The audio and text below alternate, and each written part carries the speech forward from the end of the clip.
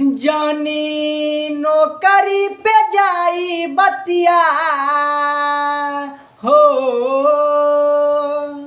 जानी नौकरी पे जाई बतिया मानिए बलम जी।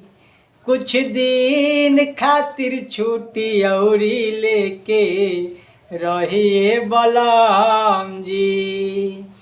कुछ दिन खातिर छुट्टी औरी लेके रहिए बलम जी।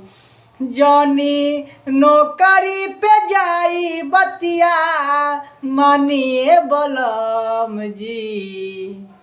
कुछ दिन खातिर छुट्टी लेके औरी रहिए बलम जी।